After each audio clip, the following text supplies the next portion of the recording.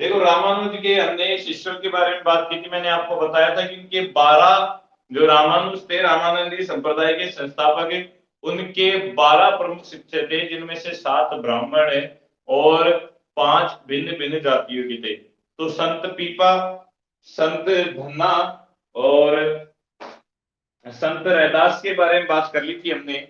और पांचवे आपने बेटा, अब जो चौथे संत है, इनके बारे में आप सभी ने पढ़ा होगा, संत कबीर। संत कबीर आज हम बात करने जा रहे हैं बेटा, संत कबीर के बारे में बात कर रहे हैं। देखो इनके पहले राशन कार्ड के बारे में बात कर ले, जन्म कैसे हुआ, क्यों हुआ, कहां पर हुआ। देखो बेटा, संत कबीर थे, ये जुलाह जाति के थे। कौन सी जाति के थे? जुलाह जाति के थे। और इनका जन्म माना जाता है, इनका जन्म 1398 ईस्वी में माना जाता है। संत कबीर का जन्म 1398 ईस्वी में माना जाता है। और इनका जो जन्म स्थान है बेटा, संत कबीर का जो जन्म स्थान है वो कहाँ है, कोई बता सकता है?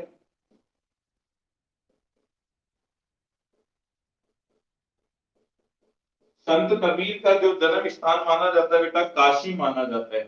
कहा माना जाता है? काशी माना जाता है। अब देखो कबीर जी के जीवन का आरंभ कैसे हुआ। तो देखो कहा जाता है कि जो कबीर की माता जी थी, तो कबीर अपनी माता के कुंवारेपन में ही जन्म ले लिया था। कबीर ने अपनी माता के कुंवारेपन में जन्म ले लिया था, यानी कि शादी से पहले ही कबीर जी का इनकी माता की क्या हो गया था, जन्म हो गया था। शादी से पहले ही कबीर जी का इनकी माता की क्या हो गया था, जन्म हो गया था। तो संसार सागर में, लोक सागर में, समाज में अपनी इज्जत वगैरह बचाने के लिए इन्होंने इनकी माता के द्वारा इन्हें लहर तारा तालाब पर छोड़ दिया गया। शिशु अवस्था में जो कबीर जी थे, लहर तारा तालाब पर माता के द्वारा इनको छोड़ दिया गया। कहा जाता है कि कबीर जी अपनी माता के शादी से पहले ही कबीर जी अपनी माता के शादी से पहले ही हो गए थे, जन्म हो गया था इनका। तो इनकी माता के द्वारा इनको लहर तारा तालाब पर छोड़ दिया गया था। अब लहर तारा तालाब पर एक धोबी जाति का एक जोड़ा था। धोबी जाति के पति और पत्नी थे। वहां पे धोबी जाति के पति पत्नी, उनका नाम था नीरू व निम्मा। धोबी जाति के थे, ठीक है। नीरू व निम्मा बेटा धोबी जाति के थे, एक दंपति। हाँ सही बात है। देखो नीरू व निम्मा धोबी जाति के थे, ये भी तालाब पर गए कपड़े वपड़े देखने के लिए कि हमें सूखे नहीं, धोने वोने के लिए। तो वहां पर इनको एक बच्चे का रुदन सुनाई दिया, बच्चा रोता हुआ सुनाई दिया। तो उन्होंने देखा, अरे भाई ये बच्चा किसका रो रहा है। तो वो गए, वहां पर इनको कबीर की शिशु अवस्था में मिले। तो नीरू व निम्मा ने उस बच्चे को गोद लिया और उसका जीवन भर क्या किया, लालन पोषण किया। तो ध्यान रखना, नीरू व निम्मा के द्वारा लहर तारा तालाब से कबीर जी को लाया गया। नीरू व निम्मा कहाँ के थे? ये थे बनारस के। कहाँ के थे बेटा? बनारस के थे। और जो अपने कबीर जी है, इनका निधन, इनका जो यही जन्म के पास लिख देता हूं, निधन, इनका निधन हुआ था बेटा 1518 में। कबीर जी का निधन 1518 में मगर यूपी में। कबीर जी का जो निधन हुआ था 1518 में मगर यूपी में हुआ था। अब देखो, अब इनके बारे में, ये तो इनका राशन कार्ड हो गया, कब जन्मे, कब मरे, कहां मिले, कैसे मिले। अब इन्होंने जीवन भर क्या क्या कर्म किए, कुछ कर्म किए, कुछ कांड किए। संत कबीर पूरे भारत के सबसे बड़े निर्गुण भक्त थे, ध्यान रखना, भारत के सबसे बड़े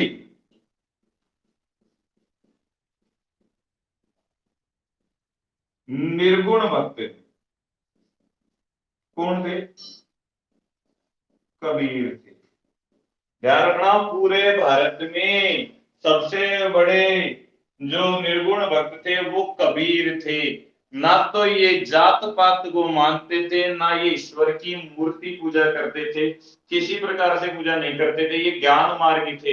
ये कण कण में ईश्वर को मानते थे।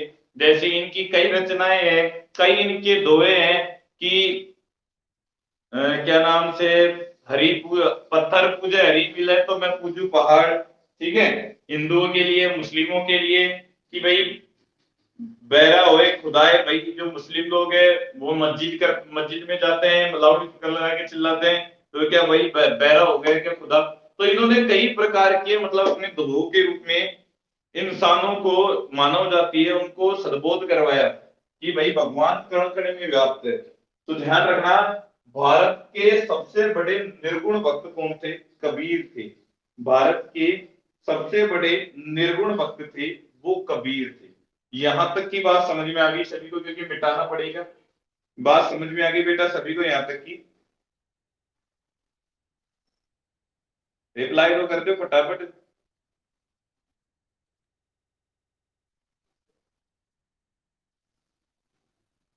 ऐसी वाणी बोलिए मन का आप खोए, और को शीतल करे आपो शीतल होए। ये कबीर जी के नहीं थे? स्क्रीनशॉट ले लो, डन कर दो इसका।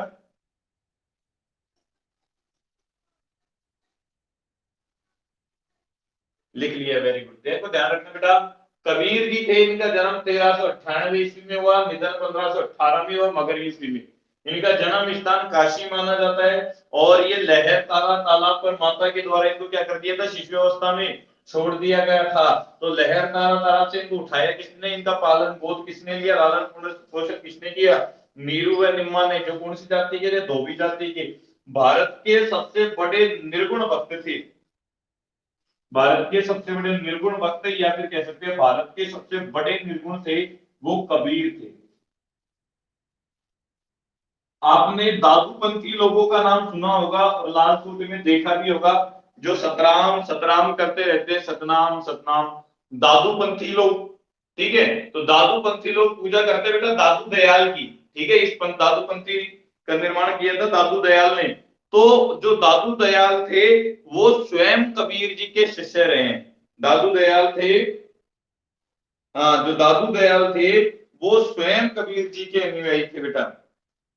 अब देखो, इनकी जो मृत्यु हुई बेटा 1518 ईस्वी में, कहा हुई इनकी? मगध, यूपी में। अब क्या हुआ, इनको जीते जी,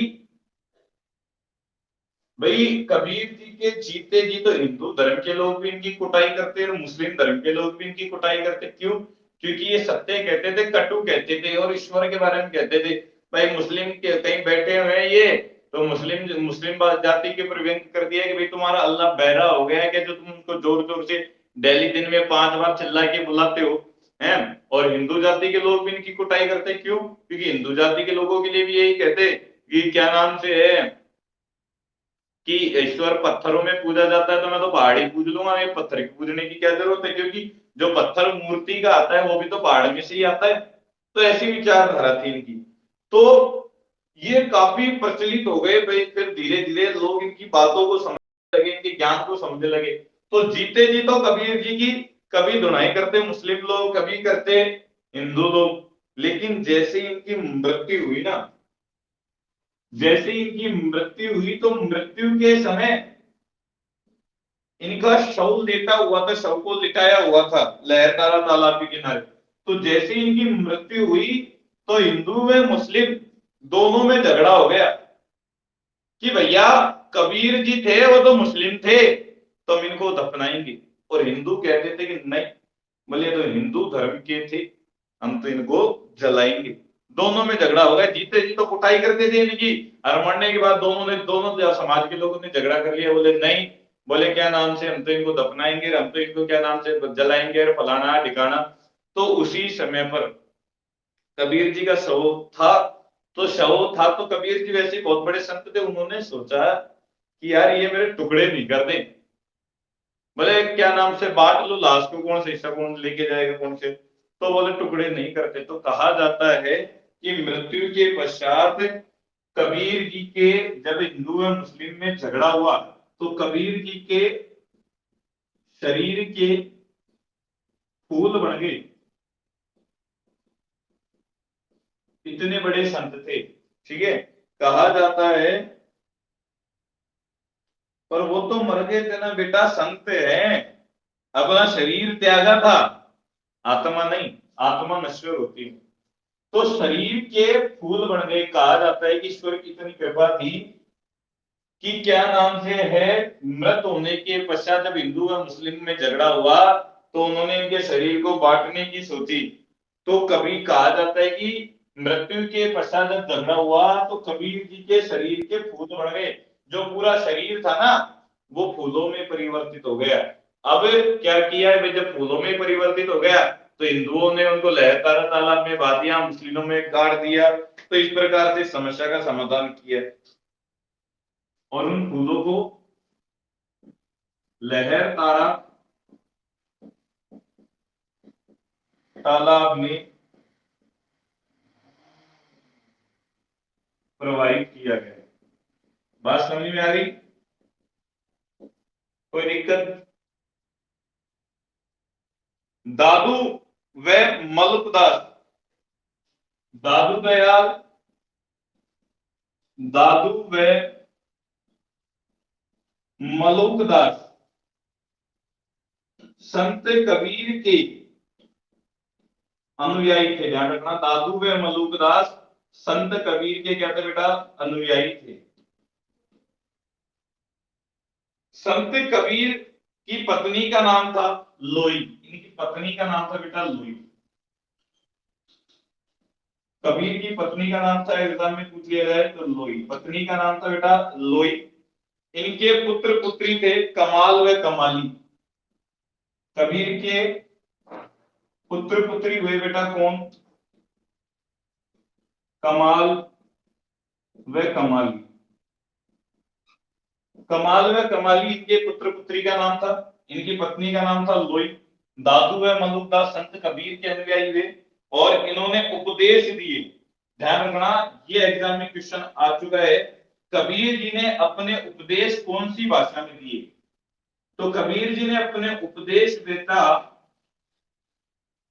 खिचड़ी भाषा में दिए, खिचड़ी भाषा में। कबीर जी ने अपने उपदेश खिचड़ी भाषा, या इसका कहा जाता है सदुकड़ी भाषा, सदुकड़ी भाषा में दी। ये इंपॉर्टेंट है, ध्यान रखना। वैसे तो पूरा इंपॉर्टेंट है जो डीपली पढ़ा रहा हूं।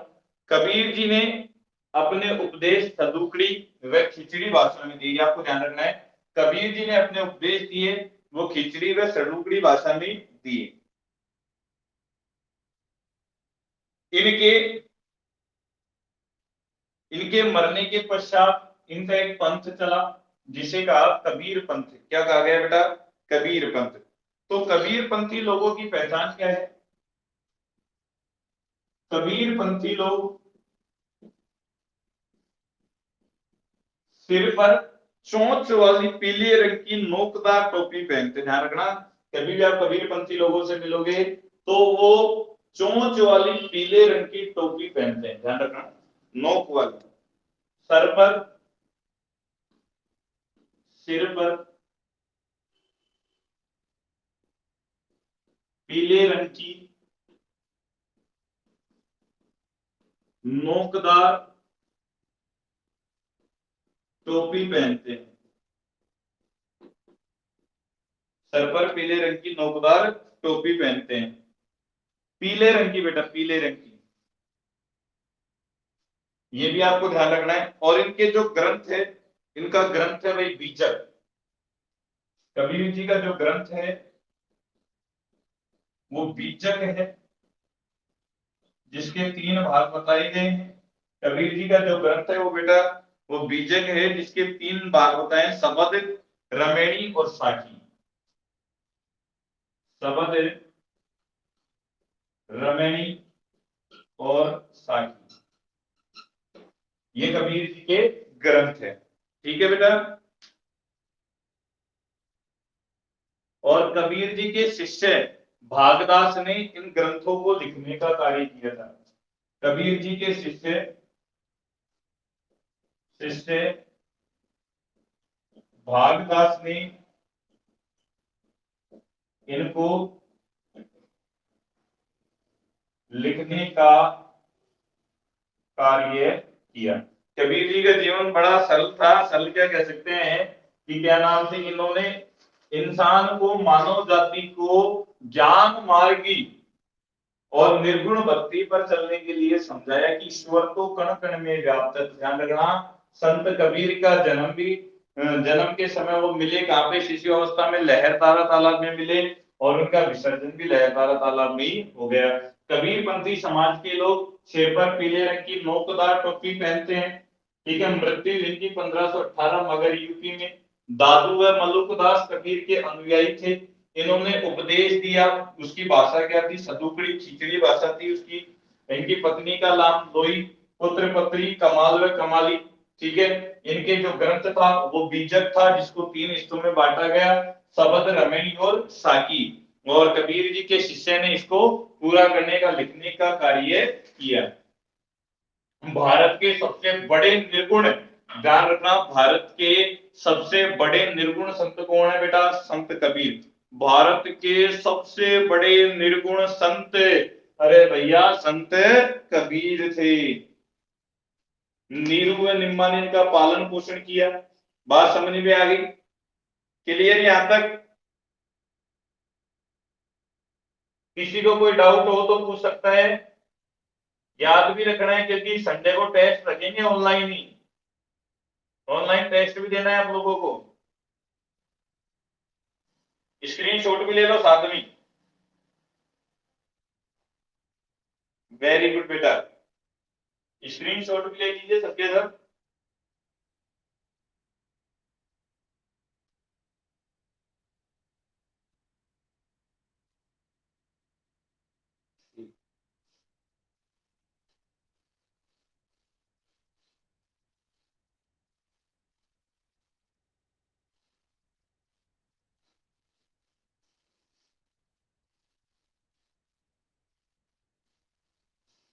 अभी तो इतने सारे संत पढ़ाऊंगा बेटा, मैं बहुत लंबा टॉपिक लेके चल रहा हूँ इसको, ये ध्यान रखना। बहुत अच्छे तरीके से डीपली में लेके जाके क्लियर करूंगा ये संत व संप्रदाय। इस तरीके से पढ़ेंगे कि भविष्य में संत व संप्रदाय नामक टॉपिक में कोई समस्या नहीं आएगी। बहुत लेंथी टॉपिक है ये। अगर पढ़ाना चाहे तो 3 दिन का टॉपिक है, लेकिन मैं आपको कंप्लीट लेके चलूंगा, पूरा वर्णन करके चलेंगे अपन भारत का। अब मैंने 5 शिष्यों के बारे में बताया था। एक थे आशानंद, ठीक है, आशानंद सेन, ये भी रामानंद के शिष्य थे। आशानंद सेन, इनके बारे में इतना सा याद रखना है केवल, ये कौन सी जाति के थे, नाई जाति के थे। कौन सी जाति के थे बेटा, नाई जाति के थे, इतना से याद रखना है। और इन 12 शिष्यों के अलावा रामानंद का एक शिष्य और फेमस हुआ है प्रमुख रूप से, उसका नाम था सेना। ये भी रामानंद का शिष्य था बेटा, सेना। ये कसाई जाति का था। इनकी केवल आपको जाति याद रखनी है। आसानंद सेन थे, वो नाई जाति के थे, और सेना थे, वो कसाई जाति के थे। क्लियर? नोट कर लेना इतना सा। तो बेटा अब ध्यान से समझना। अब तक हम बात कर रहे थे कि आलवार शाखा की, हिंदू धर्म की 2 शाखा बताई थी, आलवार, वैष्णव और भागवत। तो आलवार शाखा के बारे में बात कर रहे थे। अब ध्यान से तैयार हो जाइए, सज्ज हो जाइए, क्योंकि अब बारी आ रही है कालों के काल महाकाल की। ठीक है, उनके संप्रदाय की बात आ रही है। अब हिंदू धर्म की दूसरी शाखा के बारे में बात करते हैं। हिंदू धर्म की दूसरी शाखा नैनार, शैव, या फिर आड्यार?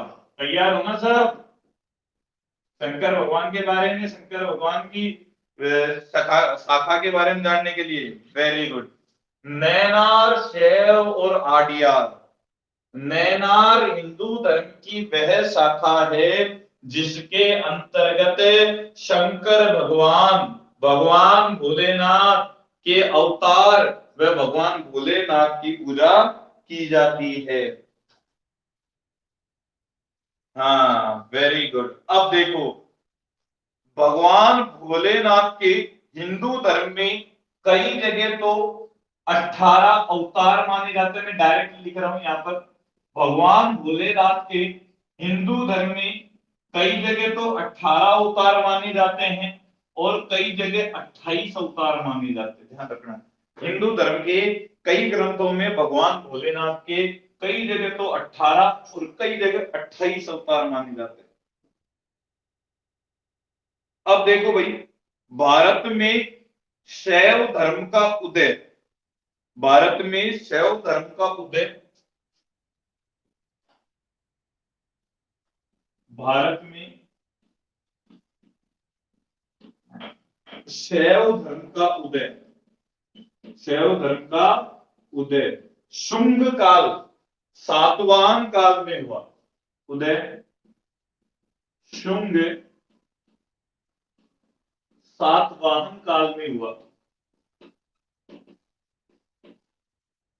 ध्यान रखना, भारत में शैव धर्म का उदय शुंग सातवाहन काल में हुआ। अब देखो, भगवान शिव की पूजा, हम अर्चना, पूजा अर्चना करते हैं तो मंदिर में उनकी प्रतिमा की पूजा करते हैं या उनके लिंग की पूजा करते हैं? तो भगवान शिव की, भगवान भोलेनाथ की हम जो पूजा करते हैं तो उनके लिंग की पूजा करते हैं। और लिंग पूजा का प्रथम पुराण, प्रमाण सॉरी, लिंग पूजा का प्रथम प्रमाण कौन से पुराण में मिला है बताओ? लिंग पूजा का प्रथम प्रमाण, प्रथम प्रमाण कहां मिला है बेटा? वेरी गुड, मत्स्य पुराण में मिला है। लिंग पूजा का प्रथम पुराण प्रमाण मत्स्य पुराण में मिला है। ध्यान रखना, लिंग पूजा का प्रथम प्रमाण है जो मत्स्य प्रमाण पुराण में मिला है। क्लियर? ठीक है, याद रखना है मत्स्य पुराण मिला है। ऋग्वैदिक सभ्यता में भगवान शिव को, ध्यान रखना, ऋग्वैदिक सभ्यता में भगवान शिव को रुद्र के नाम से जाना जाता है। किसके नाम से जाना जाता है?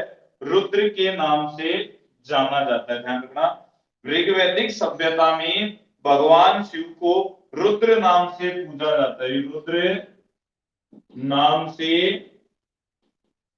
पूजा जाता है।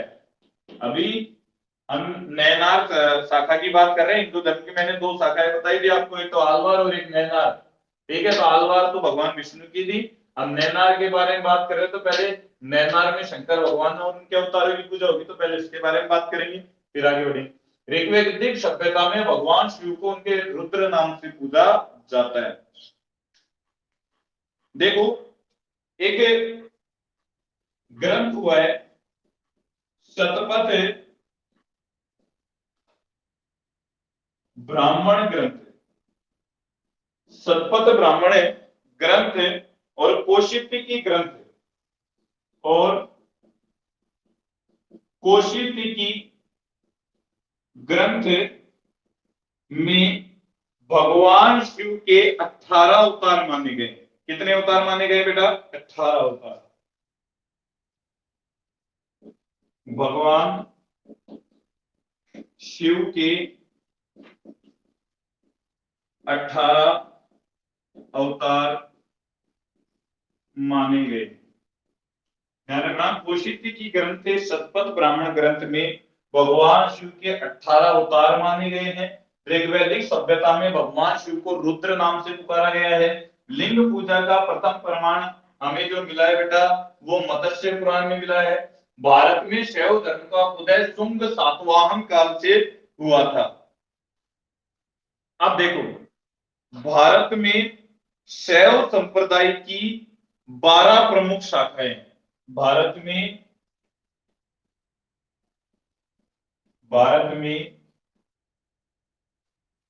शैव संप्रदाय की 12 प्रमुख शाखाएं। शैव संप्रदाय की 12 प्रमुख शाखाएं। ठीक है, भारत में शैव संप्रदाय की 12 प्रमुख शाखाएं, जिनमें से 4 प्रमुख शाखा के बारे में हम बात करेंगे जो हमारे काम की है। यहां तक की बात याद रख लोगे, फिट बैठा लोगे, बात समझ में आ गई, माइंड में सेव हो गई, क्लियर हो गया सभी के।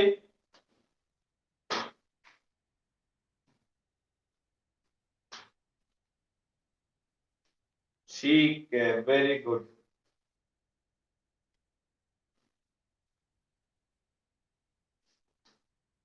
अब आगे बढ़ते हैं। अब यहां से आनंद आएगा पढ़ने का। देवादिदेव महादेव दिवस, लिंग पूजा क्या है सर? अरे भाई सपना वैष्णव, हमने शंकर भगवान के मंदिरों में जाते हैं तो उनकी मूर्ति की पूजा थोड़ी करते हैं, शिवलिंग की तो पूजा करते हैं, तो वो लिंग पूजा ही तो है।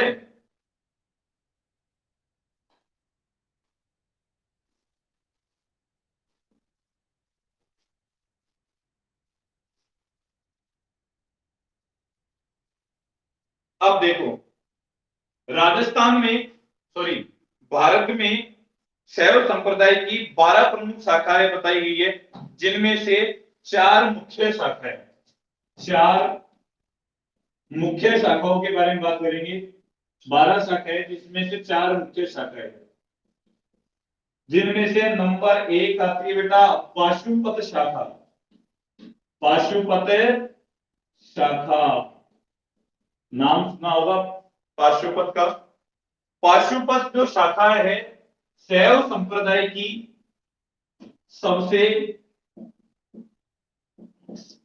प्राचीन शाखा है। पाशुपत शाखा शैव संप्रदाय की सबसे प्राचीन शाखा है। ध्यान रखना, शैव संप्रदाय की पूरे भारत में 12 शाखाएं हैं, जिसके अंदर 4 मुख्य शाखाओं के बारे में हम बात करेंगे। और सबसे पहली है पाशुपत शाखा, जो कि शैव संप्रदाय की सबसे पुरानी, सबसे प्राचीन शाखा है। इसमें भगवान शिव के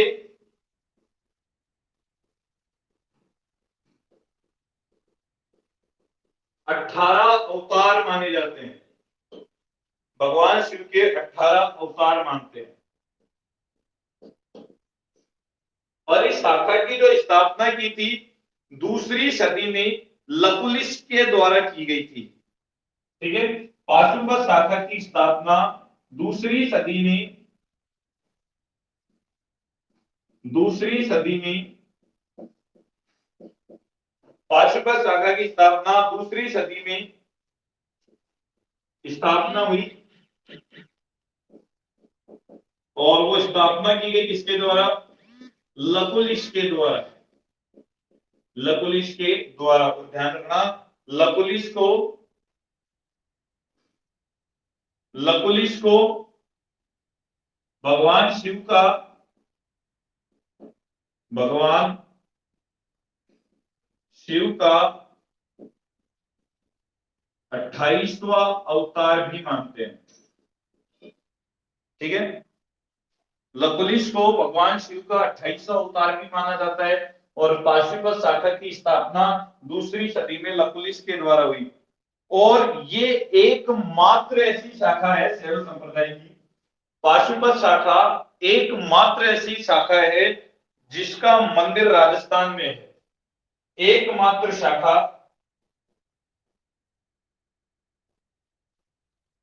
जिसका मंदिर राजस्थान में है। पाशुपत शाखा एकमात्र ऐसी शाखा है जिसका मंदिर राजस्थान में है। Ashok Meena very good, Kailashpuri Udaipur. देखो एकमात्र शाखा जिसका मंदिर राजस्थान में है, नाम सभी ने सुन रखा होगा, एकलिंग जी का मंदिर उदयपुर। नाम सुना है नहीं सुना? बोल एकलिंगी महादेव की जय। एकलिंग जी का मंदिर उदयपुर। ये पाशुपत शाखा का मंदिर है। ये पाशुपत शाखा का मंदिर है। एकलिंग जी महादेव मंदिर, एकलिंग जी का मंदिर है। ये पाशुपत शाखा का राजस्थान में एकमात्र मंदिर है। और ये है कैलाशपुरी उदयपुर। कैलाशपुरी उदयपुर में ये बेटा मंदिर स्थित है, ध्यान रखना। राजस्थान की सबसे प्राचीन शाखा है, राजस्थान की सबसे प्राचीन शाखा है वो कौन सी है? पाशुपत शाखा है। और इस शाखा की स्थापना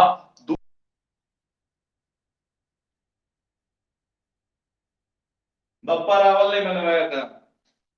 सही है।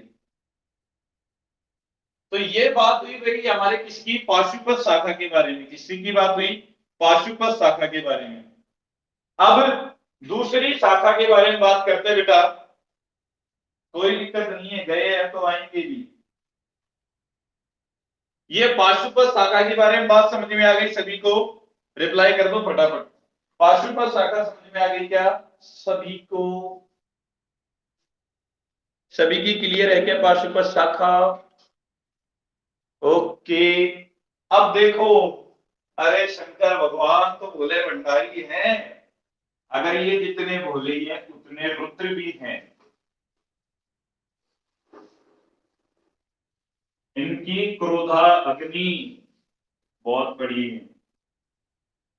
नंबर 2, अब देखो इनकी है पहली तो पाशुपत शाखा, दूसरी आती है कापालिक शाखा। दूसरी आती है शैव संप्रदाय की कपालिक शाखा।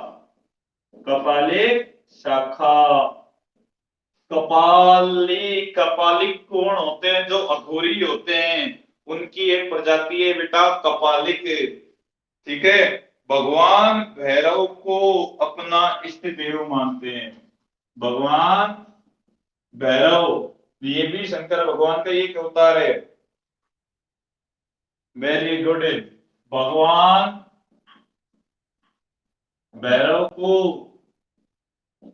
इष्ट देव मानते हैं। भगवान भैरव को क्या मानते हैं? कपालिक शाखा के लोग अपना इष्ट देव मानते हैं। जो कपालिक शाखा के साधु होते हैं अर्थात अघोरी होते हैं, वो नर बलि देते हैं। किसकी बलि देते हैं बेटा? नर की बलि देते हैं, इंसानों की बलि देते हैं। ठीक है। ये नर बलि देते हैं। और रहते कहाँ हैं ये? शमशान भूमि में रहते हैं। शमशान भूमि में रहते हैं। ना इन्हें कोई भय है, ना इन्हें कोई लोक लज्जा, लोभ मोह माया है। इन्हें कुछ नहीं होता।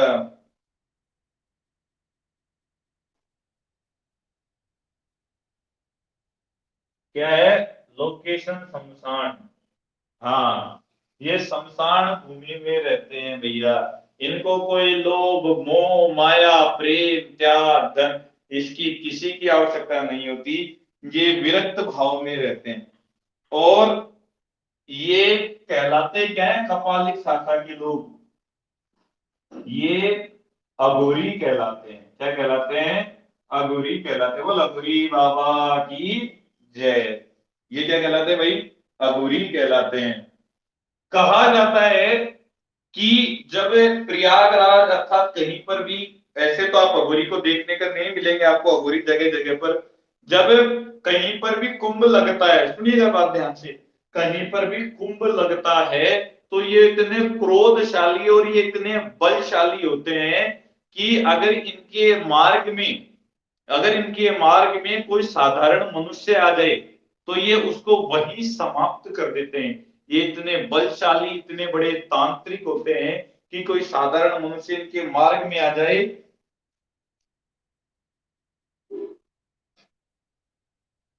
कोई साधारण मनुष्य इनके मार्ग में आ जाए तो बस उसकी जीवन लीला समाप्त हो जाती है। ये जंगलों में वर्षों तक, सालों साल वर्षों तक जंगलों में हिमालय पर तपस्या करते रहते हैं। इनको देखना, ये मान लो बहुत बहुत बहुत बहुत कम लोग होंगे जो वास्तविकता में अघोरियों से परिचित होंगे, जिन्होंने अघोरियों को देखा होगा। ठीक है, ये अपनी साधना में मस्त रहते हैं, पूरा दस्त ये साधना में मस्त है। ये अघोरी बेटा नर कपाल में, नर कपाल में भोजन करते हैं। कहा जाता है नर कपाल में भोजन करते हैं।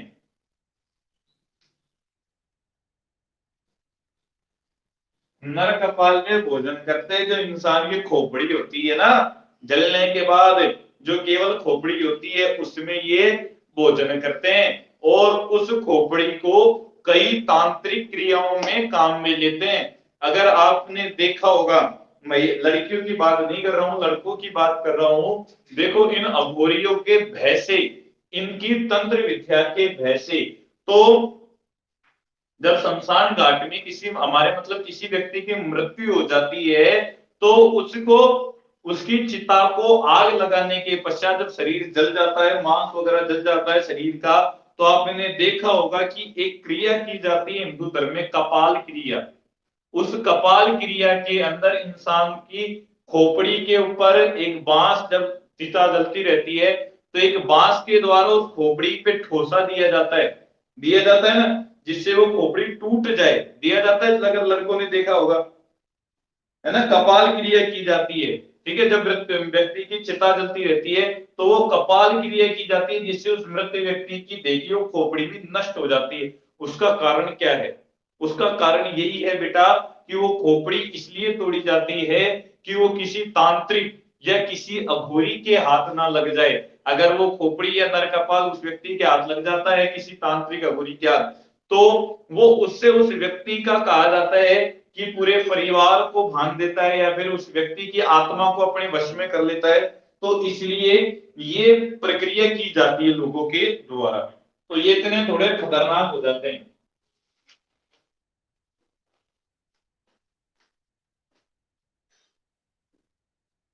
तो ये थी भैया कपालिक शाखा। इसलिए शंकर भगवान जितने भोले हैं ना, उतना ही उनका प्रभाव भी है। ये बात ध्यान में रखनी है। अब अगली बात समझ में आ गई बेटा कापालिक शाखा के बारे में। एक हमने पढ़ी पाशुपत शाखा शैव संप्रदाय की, एक हमने पढ़ी कापालिक शाखा। क्लियर हो गई बात कापालिक शाखा के बारे में बेटा?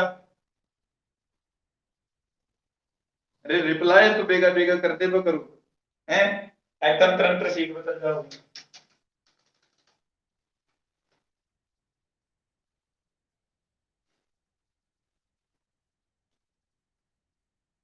ठीक है बेटा, मुझे समय के बारे में भी बता दो, कोई टाइम बता दो, मेरे को दिख नहीं रहा है कितने बज रहे हैं, थोड़ा टाइम बता दो, कहीं मजे मजे में 11-12 बज रहे हैं।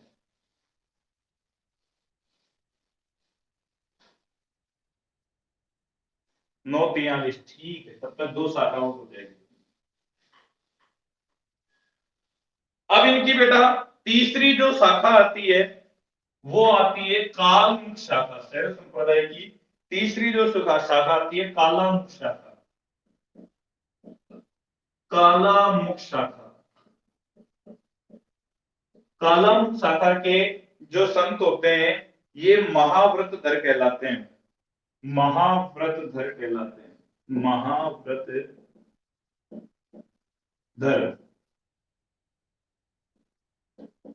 महाव्रतधर कहलाते हैं बेटा। ये जंगलों में निवास करते हैं। कालामुख शाखा के जो संत हैं वो जंगलों में निवास करते हैं, महाव्रतधर कहलाते हैं। और ये अपने शरीर पर भस्म लगा के रखते हैं। मृत व्यक्ति की चिता की ये क्या लगा के रखते हैं? भस्म लगा के रखते हैं। ठीक है, संपूर्ण शरीर पर भस्म लगा के रखते हैं। संपूर्ण शरीर पर चिता की भस्म लगा के रखते हैं, भस्म लगा के रखते हैं।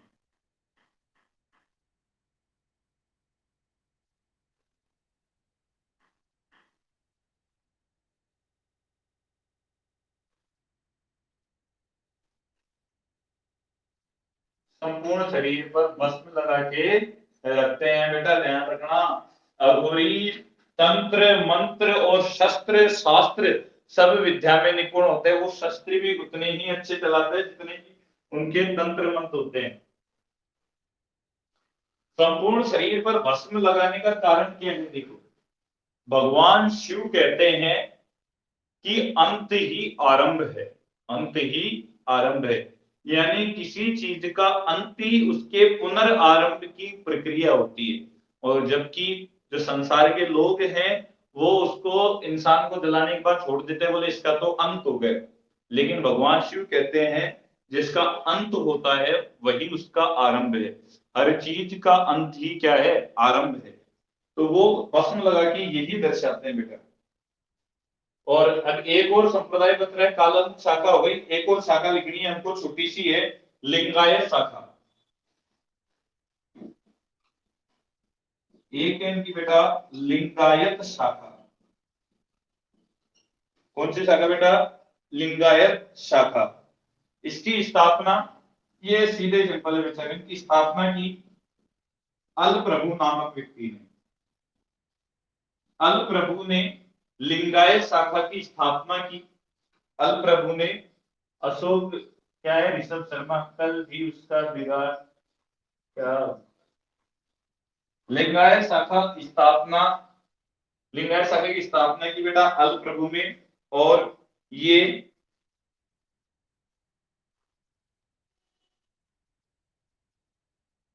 फादर ऑफ लिंगायत उल प्रभु।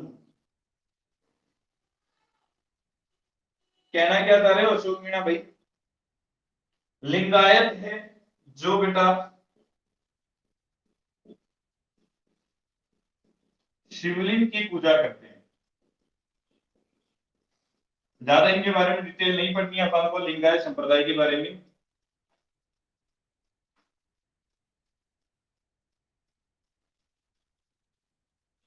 हाँ, फाउंडर कह सकते हो। लिंगायत शाखा की स्थापना की अल प्रभु के द्वारा। ये क्या करते हैं? शिवलिंग की पूजा करते हैं। इनके बारे में हमको इतनी ही डिटेल याद रखनी। शैव संप्रदाय की, शैव धर्म की, शैव संप्रदाय की भारत में 12 शाखाएं, जिनमें से 4 प्रमुख शाखाओं के बारे में मैंने बात की है। पाशुपत शाखा, पाशुपत शाखा, पाशुपत शाखा शैव संप्रदाय की सबसे प्राचीन शाखा है, जिसकी जिसका मंदिर, एकमात्र मंदिर राजस्थान में, एक लिंगी महादेव मंदिर जो कि उदयपुर कैलाशपुरी में है। और उस मंदिर की स्थापना की किसके द्वारा की गई थी? बताओ, एक लिंगी मंदिर की स्थापना किसके द्वारा की गई? अभी तक तो ऐसे ऐसे रिप्लाई दे रहे थे।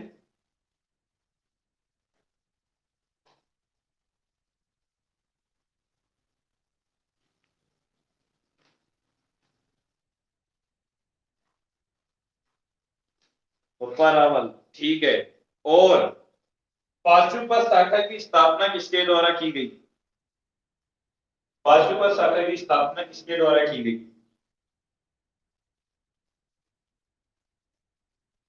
पाशुपत शाखा की स्थापना किसके द्वारा की गई भाई? लकुलिश के द्वारा, वेरी गुड। लकुलिश के द्वारा, वेरी गुड बेटा। उसके बाद दूसरी जो शाखा पढ़ी हमने, कौन सी पढ़ी? कपालिक शाखा। ठीक है, कपालिक शाखा जंगलों में रहते हैं, मतलब विचरण कम करते हैं, नरबलि देते हैं, भैरव को अपना आराध्य मानते हैं, और अघोरी कहलाते हैं, नर कपाल में भोजन करते हैं। और तीसरी कालम शाखा महावृत कहलाते हैं, जंगलों में निवास करते हैं, संपूर्ण शरीर पर भस्म लगा के रखते हैं। तीस चौथी है लिंगायत शाखा, स्थापना की अल प्रभु ने, शिवलिंग की क्या करते हैं? पूजा करते हैं। शिवलिंग की क्या करते हैं? पूजा करते हैं। अब ये तो हुई भारत की शाखाओं के बारे में। अब हेडिंग डालो, हाँ भैरव पूजा करते हैं। अब राजस्थान में शैव संप्रदाय की उप शाखा है। भाई हमको इंडिया से चलते चलते धीरे धीरे राजस्थान पे तो आना ही है। राजस्थान में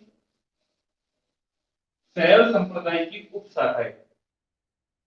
राजस्थान में शैव संप्रदाय की उपशाखा है।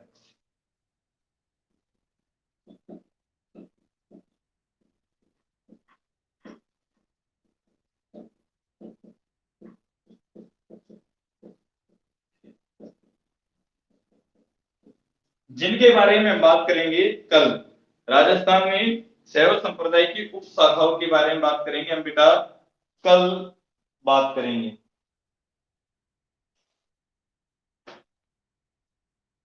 हाँ, 3 ब्रांच है, 3 ब्रांच। Yes yes. तो बहुत बहुत धन्यवाद। बोल शंकर भगवान की जय, बोल विष्णु भगवान की जय।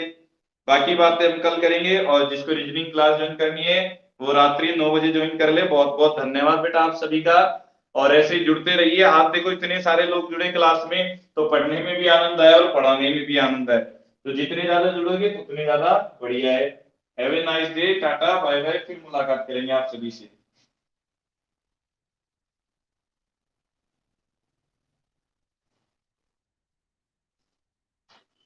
ओके बेटा, बाय बाय। हाँ मैं सेफ ही रहूंगा, चिंता मत करो।